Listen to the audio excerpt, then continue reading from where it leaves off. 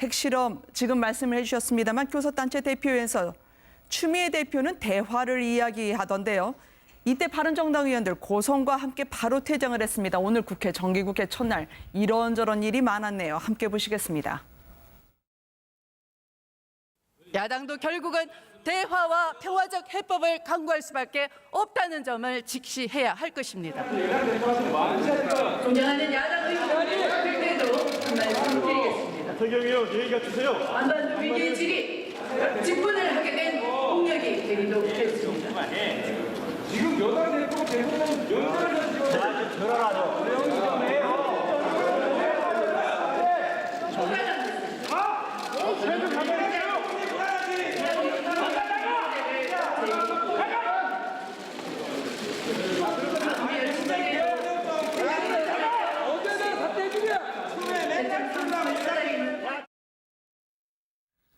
이 와중에 웬 대화냐라고 하면서 일제히 고성과 함께 의원들이 격렬하게 항의하는 장면을 보셨습니다. 네, 그렇습니다. 좀 전에 하태경 의원은 두 장면에서 지금 동시에 지금 나오고 있죠. 고함을 네. 지르는 장면이.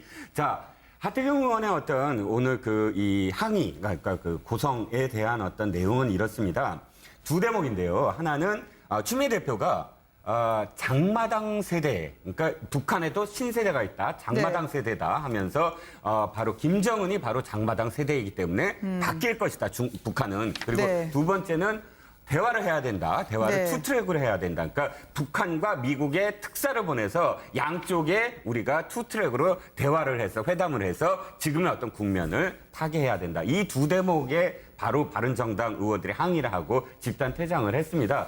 하태경 의원의 앞 설명만 좀 먼저 말씀을 드리면 이거죠. 장마당 세대라는 게 어떤 거냐면 1980년, 1990년대 초에 네. 북한이 고난의 시기를 갔습니다. 그러니까 이 배급을 하지도 못하는 어떤 세대이기 때문에 어쩔 수 없이 북한 주민들이 장마당, 그러니까 이 시장을 형성을 해서 먹고 살았어야만 했던 기아를 경험한 어떤 세대이기 때문에 그 전에 어떤 세대랑은 다른 생각을 가질 수밖에 없다라는 게 북한의 어떤 정통한 그런 네. 그 분석인데 문제는 김정은은 그런 세대가 아니라는 거죠. 김정은은 스위스에 유학에 가서 굉장히 호가호위했던 세대가 갑자기 기아선상에서 그 북한을 새롭게 어떤 바라보는 그런 세대와는 다른데 바로 김정은이 똑같은 세대이기 때문에 네. 대화를 원할 것이다.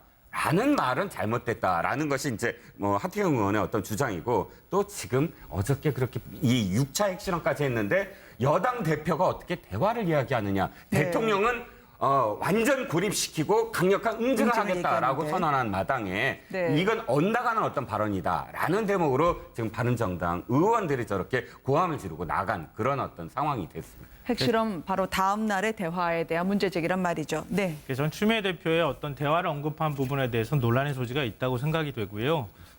해석을 굳이 하자면 문재인 대통령이 일종의 대화의 어떤 전략을 계속 가지고 나갔고 아직도 포기하고 있지 않은 상황이기 때문에 여당 네. 대표로서 어떤 방식으로든 문재인 대통령의 앞으로 이제 대화를 추진하는 데 있어서 좀 힘을 실어줄 필요가 있다. 긍정적으로 해석하면 이제 그렇게도 해석이 가능할 것 같은데요. 문제는 이제 그런 것 같습니다.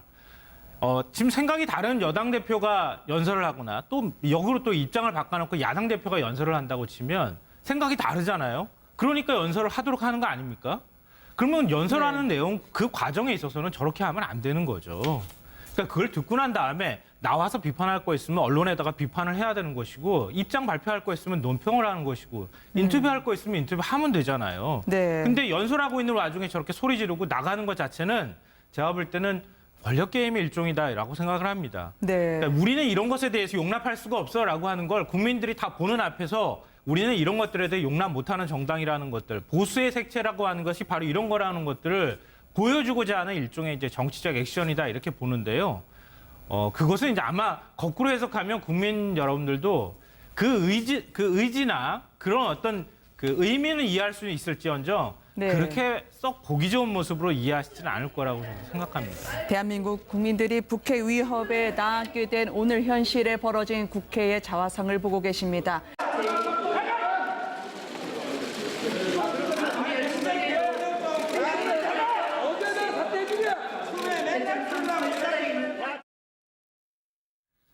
이 와중에 웬 대화냐라고 하면서 일제히 고성과 함께 의원들이 격렬하게 항의하는 장면을 보셨습니다. 네, 그렇습니다. 좀 전에 하태경 의원은 두 장면에서 지금 동시에 지금 나오고 있죠. 고함을 네. 지르는 장면이. 자, 하태경 의원의 어떤 오늘 이 항의, 그러니까 그 고성에 대한 어떤 내용은 이렇습니다.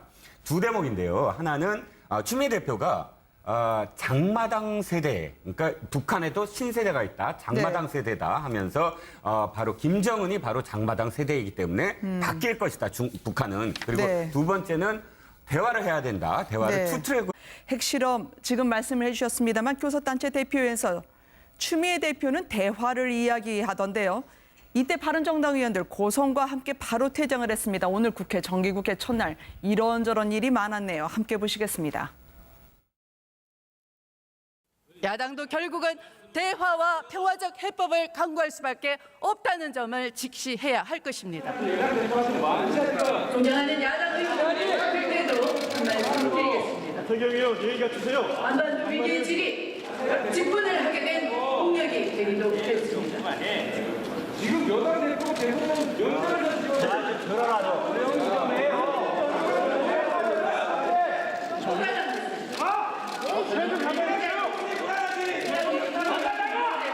대화의 어떤 전략을 계속 가지고 나갔고 아직도 포기하고 있지 않은 상황이기 때문에 여당 네. 대표로서 어떤 방식으로든 문재인 대통령의 앞으로 이제 대화를 추진하는 데 있어서 좀 힘을 실어줄 필요가 있다.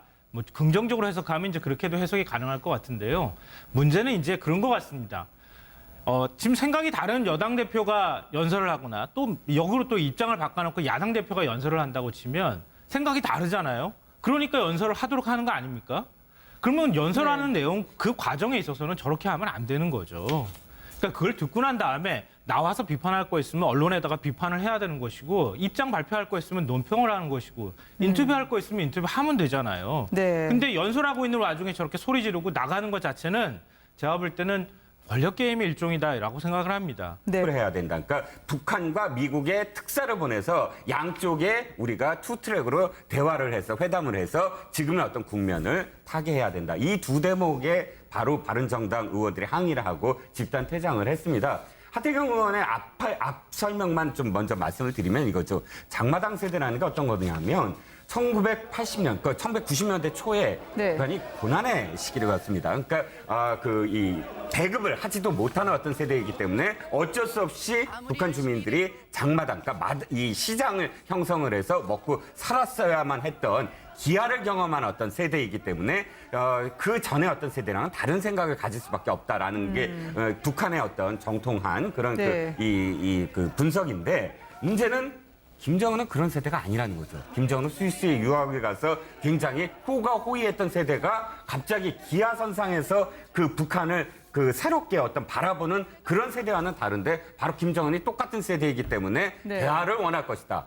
라는 말은 잘못됐다라는 것이 이제 하태경 의원의 어떤 주장이고 또 지금 어저께 그렇게 이 6차 핵실험까지 했는데 여당 대표가 어떻게 대화를 이야기하느냐. 네. 대통령은 완전 고립시키고 강력한 응징을 응징을 하겠다라고 얘기하는데. 선언한 마당에 네. 이건 엇나가는 어떤 발언이다라는 대목으로 지금 바른정당 의원들이 저렇게 고함을 지르고 나간 그런 어떤 상황이 됐습니다. 핵실험 바로 다음 날의 대화에 대한 문제 제기란 말이죠. 네. 그래서 전 추미애 대표의 어떤 대화를 언급한 부분에 대해서 논란의 소지가 있다고 생각이 되고요. 뭐 해석을 굳이 하자면 문재인 대통령이 일종